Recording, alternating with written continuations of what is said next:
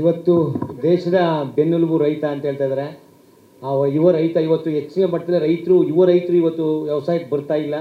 ಹಾಗಾಗಿ ನಮ್ಮ ಚೇತನ್ ಅವರು ಯುವ ರೈತ ಒಂದು ಬಿರುದನ್ನು ತಗೊಂಡು ಇವತ್ತು ಫಿಲಮ್ ಮಾಡೋಕ್ಕೆ ಕೊಟ್ಟಿದ್ದಾರೆ. ಹಾಗಾಗಿ ಇಡೀ ದೇಶದಲ್ಲಿ ಇವತ್ತು ಏನು ರೈತರು ಎಲ್ಲ ರೀತಿಯ ಶೋಷಣೆಗೆ ಒಳಪಡೋನೇ ರೈತ, ಅಂದರೆ ಬೆನ್ನೆಲುಬು ಅಂತ ಹೇಳ್ತಾರೆ, ಶೋಷಣೆಗೆ ಒಳಪಡೋನೇ ರೈತ. ಹಾಗಾಗಿ ಆ ರೈತನ ಒಂದು ಇಡೀ ದೇಶಕ್ಕೆ ಒಂದು ಮಾದರಿಯಾಗಿ ನಮ್ಮ ಚೇತನ್ ಅವರು ರೈತರು ಯುವ ರೈತ ಒಂದು ಬಿರುದನ್ನು ಇಟ್ಕೊಂಡು, ಯಾವುದೇ ಬಿರುದ ಇಲ್ಲಿ ಯುವ ರೈತವನ್ನು ಆ ಒಂದು ಪ್ರಶಸ್ತಿಯನ್ನು ತಗೊಂಡು ಇವತ್ತು ಚಿತ್ರ ಮಾಡೋಕ್ಕೆ ಹೋಗಿದ್ದಾರೆ. ನಮ್ಮೆಲ್ಲರ ರೈತರ ಪರವಾಗಿ, ನಮ್ಮ ಸಂಘಟನೆಗಳ ಪರವಾಗಿ, ತಮ್ಮೆಲ್ಲರ ಪರವಾಗಿ ದೇವರು ಒಳ್ಳೆಯ ಅವಕಾಶ ಮಾಡಿಕೊಟ್ಟಿದೆ. ಎಲ್ಲರೂ ನಾವು ಶುಭ ಹೇಳೋಕ್ಕೆ ಇಷ್ಟಪಡ್ತೀವಿ. ನಮ್ಮೆಲ್ಲರ ಪ್ರೋತ್ಸಾಹ ಅವ್ರ ಮೇಲೆ ಇರ್ತದೆ. ನಮ್ಮೆಲ್ಲ ಇಡೀ ಕರ್ನಾಟಕದ ರಾಜ್ಯದ ರೈತರ ಒಂದು ಆಶೀರ್ವಾದ ಅವ್ರ ಮೇಲೆ ಇರುತ್ತೆ ಅಂತ ನಾನು ಹೇಳೋಕ್ಕೆ ಇಷ್ಟಪಡ್ತಾ ಇದ್ದೀನಿ. ಮೇಡಮ್, ನಿಂತಿದ್ದೀವಿ. ರೈತರು ಗೊತ್ತು, ರೈತರ ಚಳವಳಿಗಳು ಯಶಸ್ವಿ, ಇವತ್ತು ಯಶಸ್ವಿ. ರೈತರು ನಿಂತಿಲ್ಲ ಅಂದ್ರೆ ರೈತರು ನಿಂತೀವಿ. ರೈತರಿಗೆ ತನ್ನದೇ ಆದ ಕಷ್ಟ ನೋಡಿ. ಈಗ ನಾನು ಇಲ್ಲಿ ಬಂದಿದ್ದೀನಿ, ನನ್ನ ಹಸುಗಳು ಮನೇಲಿ ಕಟ್ಟಕ್ಕವ.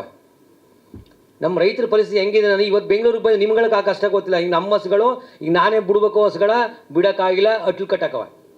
ಹಾಗಾಗಿ ಈ ಒಂದು ಕಷ್ಟದಲ್ಲಿ ನಾವು ಹೋರಾಟ ಮಾಡ್ತಾ ಇದ್ದೀವಿ. ಯಾವುದೇ ಕಾರಣಕ್ಕೂ ಬಿಡಲ್ಲ. ರೈತರು ಎಲ್ಲರೂ ಈ ವಿಷಯದಲ್ಲಿ ಒಗ್ಗಟ್ಟಾಯ್ತು. ತಮ್ಮ ಬೆಂಬಲಗಳು ಬೇಕು. ಖಂಡಿತವಾಗಿ ಅವರು ನಿಜವಾಗ್ಲೂ ಅನ್ನ ತಿನ್ನಲ್ಲ. ಅವ್ರುಗಳೆಲ್ಲ ಅನ್ನ ತಿನ್ನೋರು ಭೂಮಿ ಕಿತ್ಕೊಳ್ಳಲ್ಲ. 9,500 ಎಕರೆ ಯಾರಿಗೆ ಕೊಡಬೇಕು ನೀವು? ಎಷ್ಟು ಜನ ಕೊಡು? AI ಪಾರ್ಕ್ಗಳು ಮಾಡೋಕ್ಕೆ.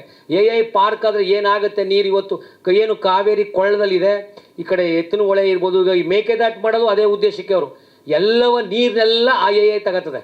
ಮತ್ತು ಆ ಸುತ್ತಮುತ್ತ ಏನು ಬೆಂಗಳೂರು ಏನು ಇದು ಹವಾಮಾನ ಏರಿಕೆ ಆಗುತ್ತೆ, ಬಿಸಿ ತಾಪಮಾನ ಏರಿಕೆ ಆಯ್ತದೆ.